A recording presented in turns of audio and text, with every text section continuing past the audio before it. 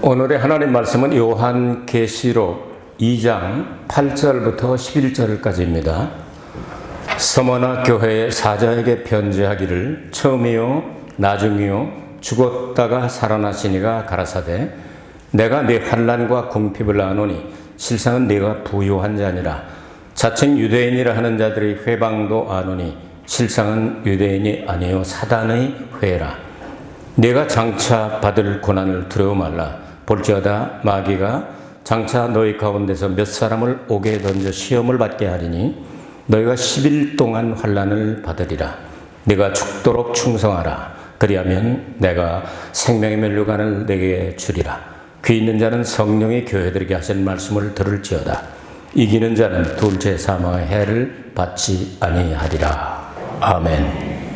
금년도 교회에 주신 선구 우리 함께 고백하고 갑니다.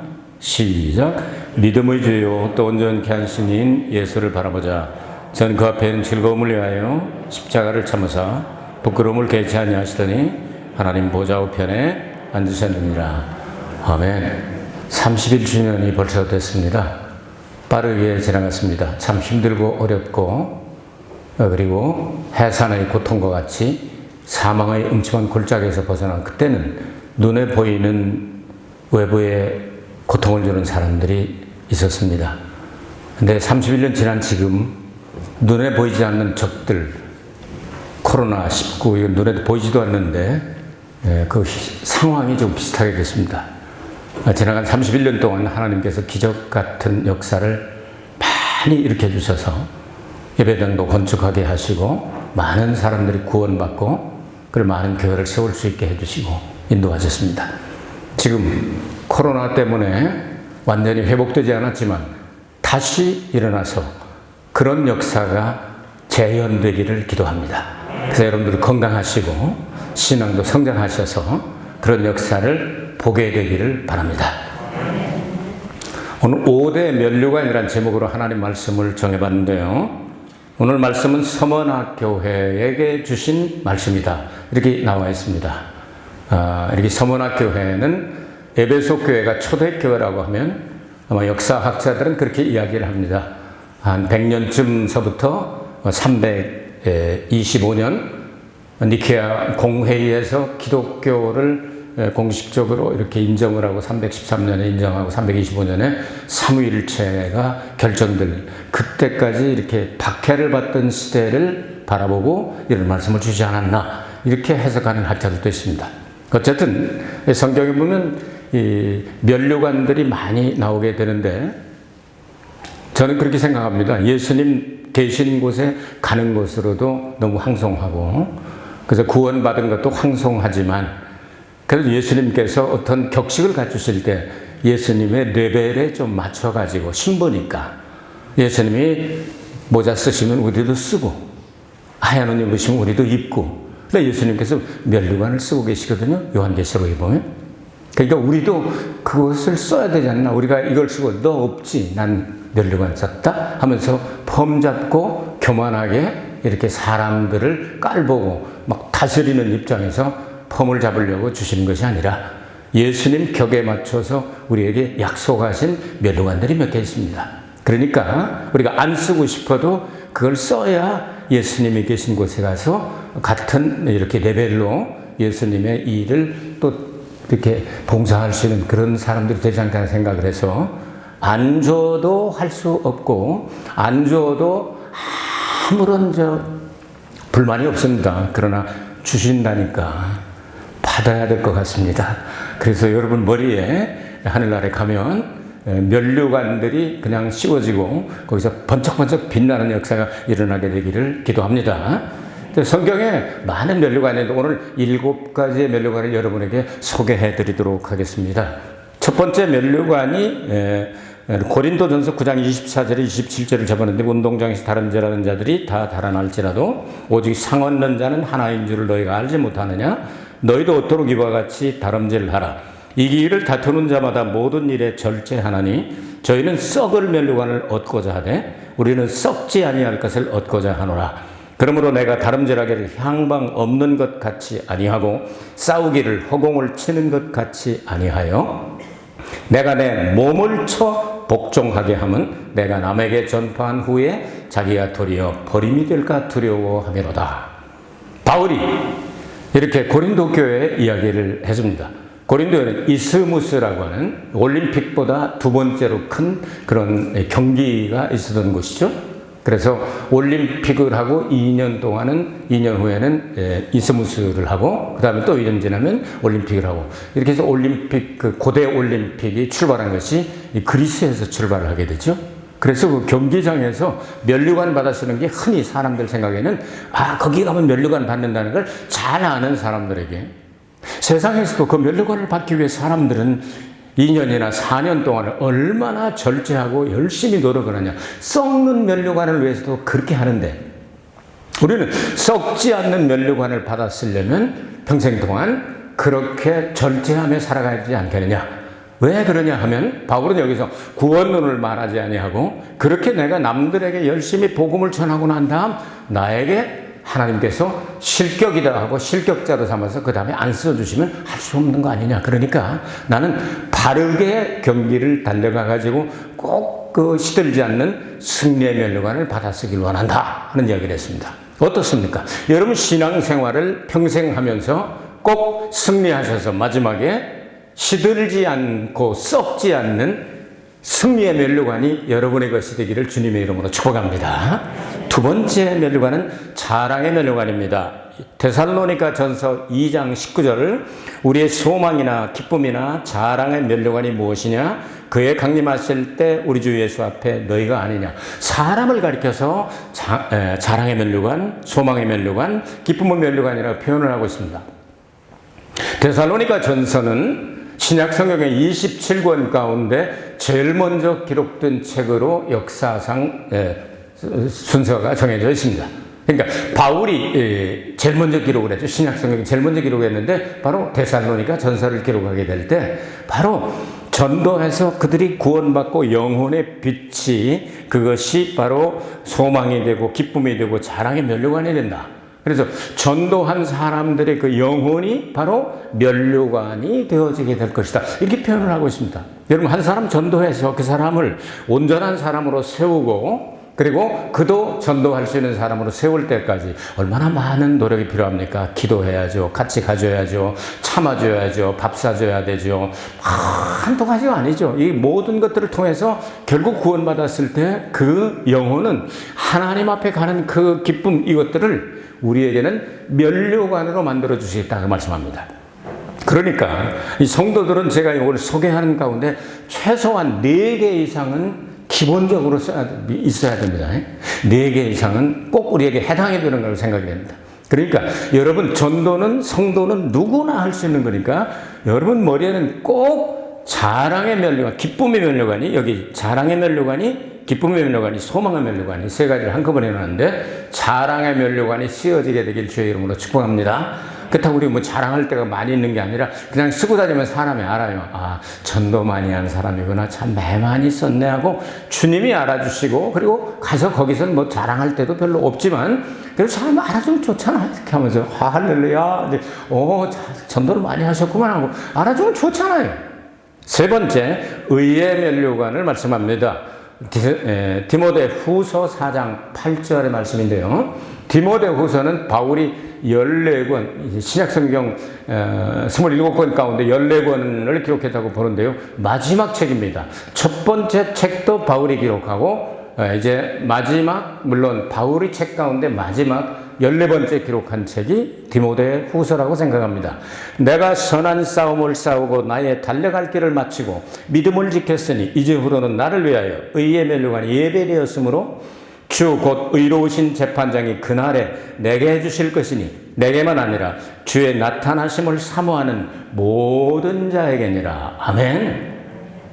바울은 이제 일생을 주님을 위해 살다가 느껴오는 게 있습니다. 이제 내가 이 세상을 떠난 날이 얼마 남지 않았구나 느껴온. 그래서 믿음의 아들인 디모데를 오라고 이야기를 하면서, 네가 올 때 뭐 이렇게 뭣도 갖고 오고 뭣도 가져오고 이렇게 하면서 얘기하면서 때를 얻든지 못 얻든지 복음을 전파하라. 너는 복음을 전파해야 된다. 그래서 내가 이렇게 했다. 내가 선한 싸움을 다 싸우고 우리의 싸움은 혈과 육에 대한 싸움이 아니라 선한 싸움. 선한 싸움은 예수님을 위해 싸우는 싸움입니다. 마귀와 싸우고 죄와 싸우고 정욕과 싸우고 자신과 싸우고 이런 영적인 레벨이 높은 싸움을 선한 싸움이라고 말합니다. 선한 싸움 다 싸우고 달려갈 길을 마치고, 그러니까 가야 할 길 하나님께서 코스를 정해주는데 거기로 가야지, 이렇게 이 협잡꾼이나 아니면 잘못된 사람처럼 여기도 요리미치하고 저기도 일로 갔다 절로 갔다 그러지 않고 바른 길로 갔다. 그리고 믿음을 지켰다. 세 가지 조건을 이야기하고 있죠. 그러니까 선한 싸움을 싸우고 달려갈 길을 마치고 그리고 끝까지 내가 믿음을 지켰으니 예수님께서 재림하시게 될 때 나에게 의의 영광의 면류관, 의의 면류관을 나에게 주실 것이다. 나만 아니라 예수님의 재림을 사모하는 모든 사람에게 주실 것이다. 아멘. 여러분, 예수님 재림을 사모하십니까? 예수님 재림하시면 여러분 억울한 거 다 풀어주십니다. 눈물 닦아주십니다. 속상한 거 다 해결해 주십니다. 해결 안 됐던 문제들 왜 그랬는가도 가르쳐 줍니다. 그 여기서 지금 막 알 수가 없어 막 이러면서 속상하던 거 예수님께 맡기고 예수님이 재림하시게 될 때 그거 다 풀어주십니다. 그건 네가 잘못했던 거 아니야. 아 그래, 그건 그 사람이 잘못한 거고. 이때 그리스도의 심판대라는 단어가 있습니다. 성경에 보면 우리 성경의 기록 이제 번역을 할 때 조금 이렇게 의역을 해버려서 하나님의 심판대로 그냥 똑같이 번역을 해놨는데 그렇지 않습니다. 원어에 보면 예수님이 재림하실 때 베푸는 심판대를 그리스도의 심판대라고 말하고, 물론 마지막 심판도 그리스도가 하시지만 하나님의 심판대, 백보자 심판대를 하나님의 심판대라고 합니다. 요거 여러분 잘 구분해 두시기 바랍니다. 예수님께서 그리스도의 심판대에 거기 쓰셔서 우리를 행한 대로 갚아주리라 그렇게 말씀하셨습니다. 그러니까 우리가 공중에 휴거되는 게 다 끝나는 게 아닙니다. 휴거돼가지고 거기서 행한 대로 갚아주시리라. 그래서 어떤 사람은 5처녀와 같이 예수님과 신부가 되어서 천년왕국에 들어가고, 어떤 사람은 1000년 동안 불 섞인 유리바다에서 5명 미련한 처녀처럼 떨어지는 사람이 있을 것이다. 성경은 그렇게 가르치고 있어요. 잘 보시기 바랍니다. 그러니까 무조건 우리는 올라가는, 공중에 올라가는 게 끝이 아닙니다. 거기서 심판대가 공중에 있다고 성경은 말씀합니다. 거기서 합격을 해가지고 예수님과 함께 천년왕국의 신부의 자격으로 들어가는 사람이 신랑을 맞이한 신부가 된다. 그러나 예수님께서 그런 예를 들은 적이 있습니다. 자, 신랑을 빼앗길 날이 오는데 금식 기도를 가르치시다가 그날이 되면 자동적으로 금식하게 될 걸 그렇게 가르쳐 주셨습니다. 신랑이 빼앗길 날이 어느 날입니까? 여러분 여러 가지로 생각할 수 있지만 이렇게 생각해 볼 수도 있지 않겠어요? 공중에 끌어올려 가지고 우리가 이렇게 해서 주님을 만나서 거기 들어가는 사람이니까 하면 거기서 심판대에서 상급 심판대에서 이게 너는 실격자 처리해가지고 1000년을 기다려야 하는 사람이 있을 수 있다고 그렇게 성경은 기록되어 있습니다. 요거 심각한 얘기입니다, 여러분. 요걸 그래서 불 섞인 유리바다에서 1000년을 기다리며, 이건 자동 금식이 신랑 뺏겼으니까.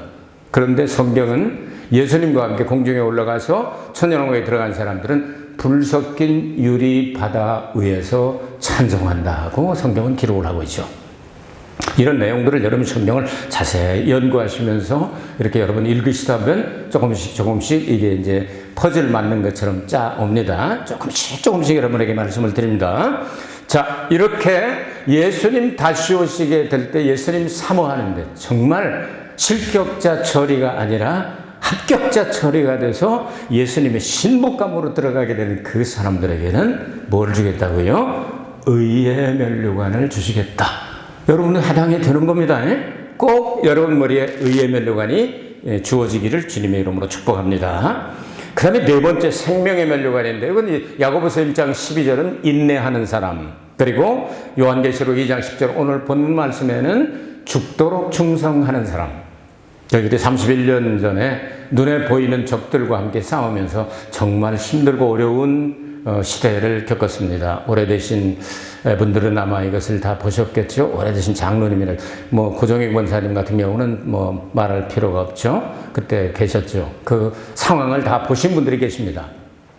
삼엄하고 바깥에 나갈 수도 없고, 그래서 한국에서 이 작곡을 잘하는 장욱조 목사님, 지금 목사님 되셨는데, 그분 곡을 2,000개 이상을 써서 일본에서도 곡을 받아가지고 그랬죠. 유메모도키라는 곡이라든지 이런 사람, 많은 곡들을 이렇게 남겼는데, 그분 오셔서 금식하시면서 죽도록 충성하라, 끝까지 인내하라, 생명의 면류관을 너에게 주시리라. 금식하면서 저런 가사를 쓰고, 유리카 목사도 가사를 쓰고, 그 목사님은 곡을 여기 와서 많이 작곡을 해놓고 가셨어요.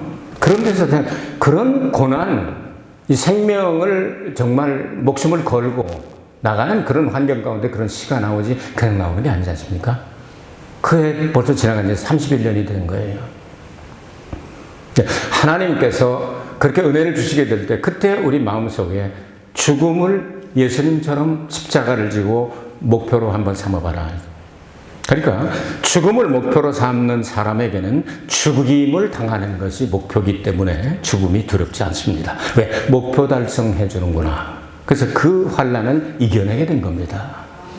이렇게 이겨내고 인내하고 죽도록 충성하면 생명의 멸류관을 주리라. 이 생명은 영원히 가는 생명입니다.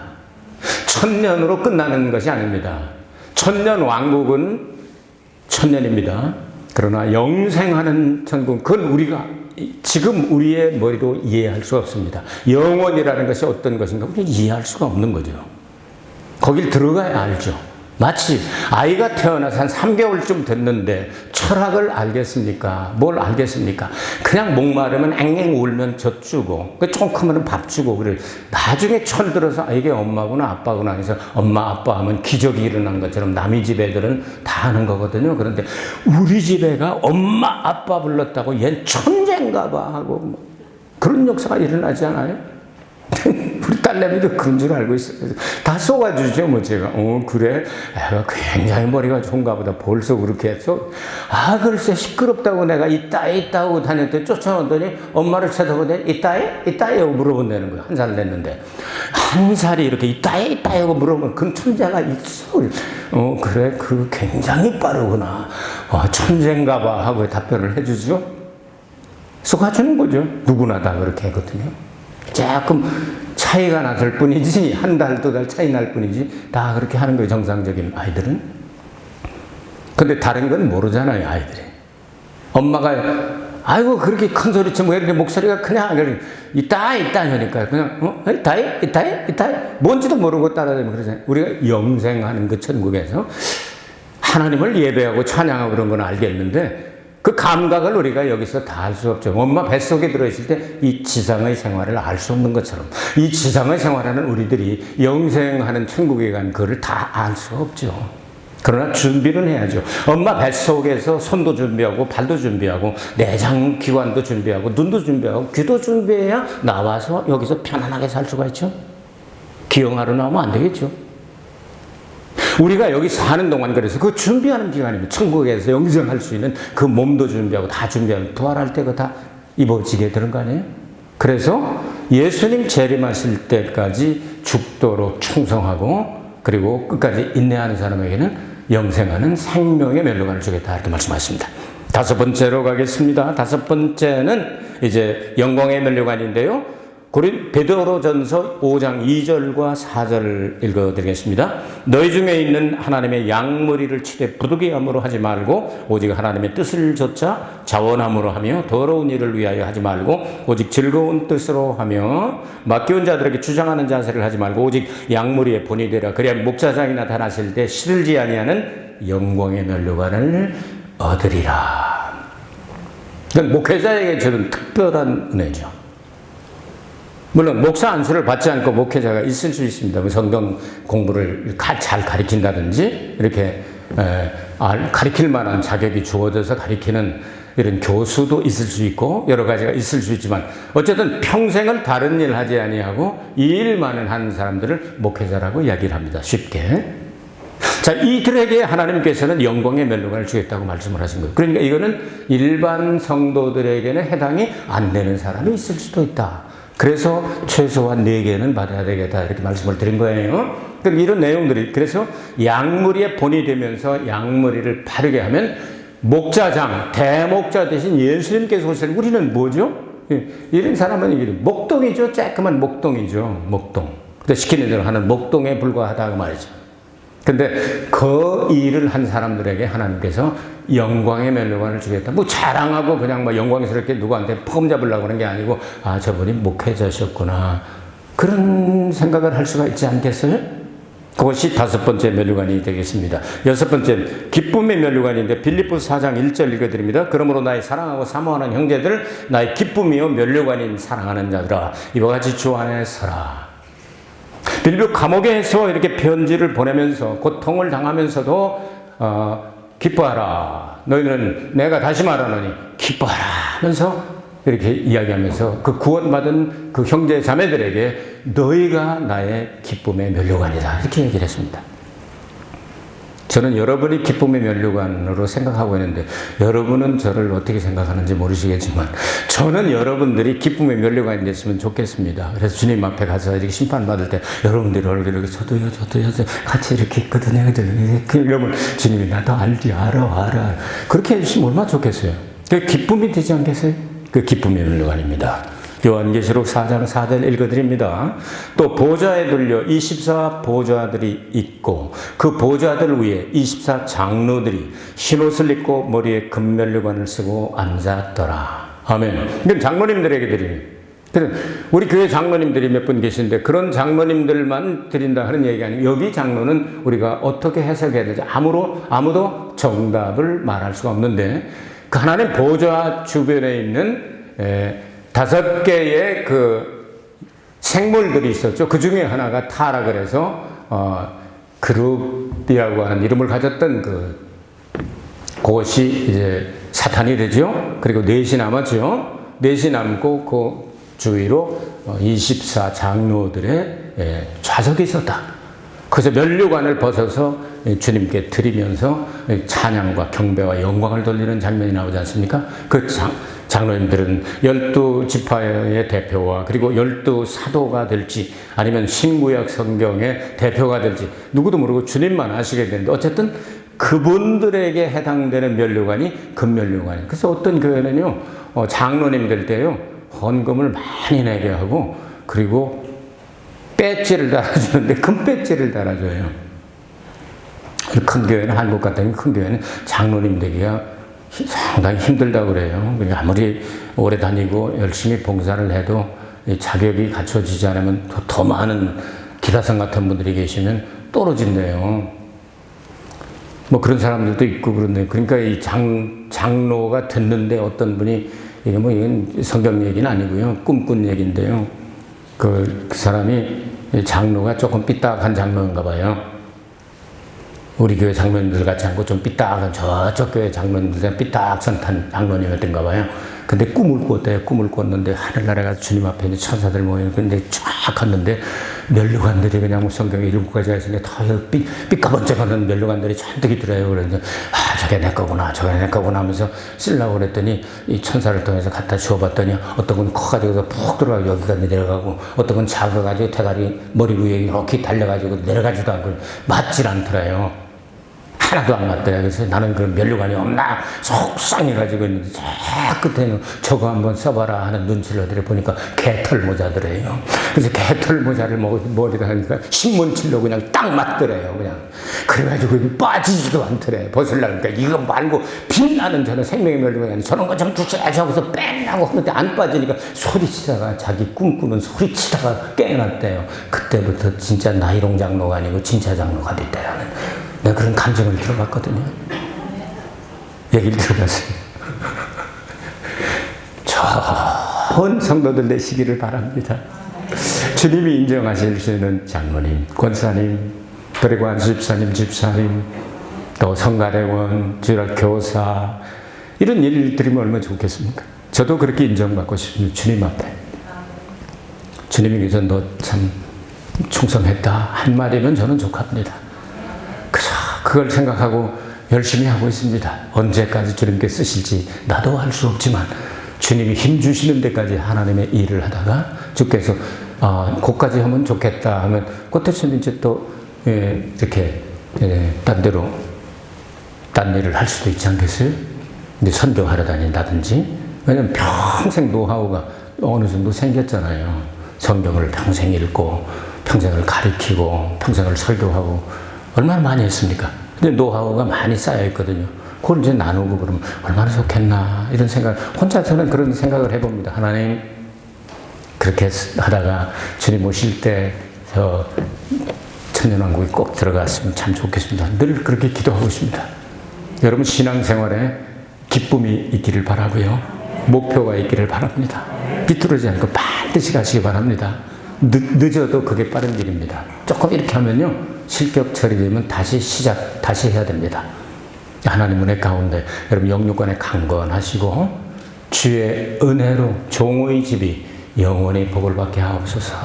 다윗 언약을 받고 난 다음 남긴 그 말처럼 여러분 집안이 모두 예수님의 은혜가 영원히 계속되기를 주의 이름으로 축복합니다.